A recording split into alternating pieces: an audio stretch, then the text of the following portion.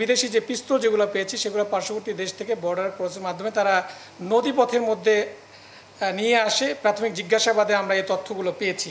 কয়েক মাস আগে একটি ঘটনায় 4 জন নিহত হয়েছে এবং যেখানে প্রায় 30 থেকে 40 জনের মতো আহত হয়েছে। এবং গত সেপ্টেম্বর মাসেও একটি ঘটনা ঘটেছে যেখানে একটা গ্রামের বেশ কয়েকটি বাড়ি পুড়িয়ে দেওয়া হয়েছে এবং যেখানে একজন নারী গুলিবিদ্ধ হয়ে পরবর্তীতে নিহত হয়। এই ঘটনাগুলো মূলত নরসিংদীর রায়পুরা থানার সায়দাবাদ এবং বালুচর এই দুটো এলাকায় সবচেয়ে বেশি হয়, এই দুইটা গ্রামের বাসিন্দাদের মধ্যে। এছাড়াও বাঁশগাড়ি, চাঁদপুর, চান্দেরকান্দি এই এলাকাতেও বেশ কয়েকটি ঘটনা ঘটেছে।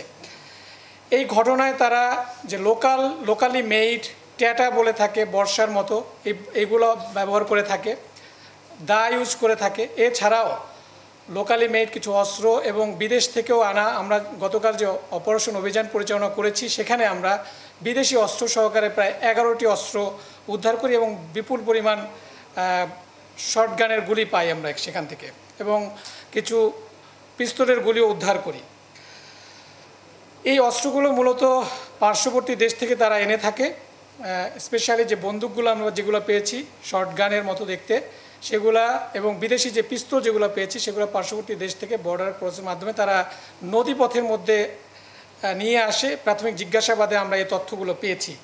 এছাড়াও তারা কক্সবাজারের যে মহেশখালী এবং যে পাহাড়ি এলাকা রয়েছে এই এলাকায় কিছু কারিগর রয়েছে, সেখান থেকেও তারা এই অস্ত্রগুলো কালেক্ট করে থাকে এবং তারা কখনো কখনো ওই জায়গা থেকে কারিগর তাদের এলাকায় নিয়ে এসে এখানে বসেও বানায়, এরকম তথ্য আমাদের কাছে পেয়েছি আমরা।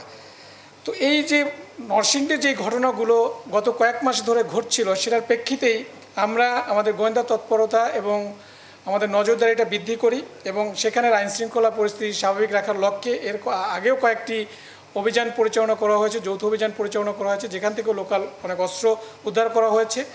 গতকাল আমরা একটা সুনির্দিষ্ট তথ্যের ভিত্তিতে আমরা এই রায়পুরার সায়দাবাদ এলাকায় আমরা অভিযান পরিচালনা করি গতকাল রাতে, এবং মোটামুটি সারা রাত ধরে অভিযান চলে এবং সেখান থেকে আমরা 11টি অস্ত্র, যার মধ্যে 2টা বিদেশি পিস্তল, একটি লোকাল পিস্তল এবং কিছু শর্ট গান এবং কিছু পাইপ গান আমরা উদ্ধার করি এবং যেখান থেকে প্রায় 32 রাউন্ড শর্ট গানের গুলি উদ্ধার করা হয় এবং কিছু পিস্তলের গুলি উদ্ধার করা হয় এবং 8 জনকে আমরা গ্রেপ্তার করতে সক্ষম হই।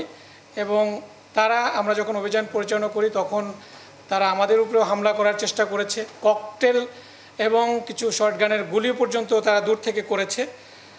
যাই হোক, আমরা সেফলি আমরা ওখান থেকে 8 জন সহকারে এবং উদ্ধারকৃত মালামাল সহকারে আমরা সেখান থেকে আসতে পেরেছি এবং যারা গ্রেপ্তারকৃত তাদের বিরুদ্ধে আইনানুগ ব্যবস্থা প্রক্রিয়াধীন রয়েছে।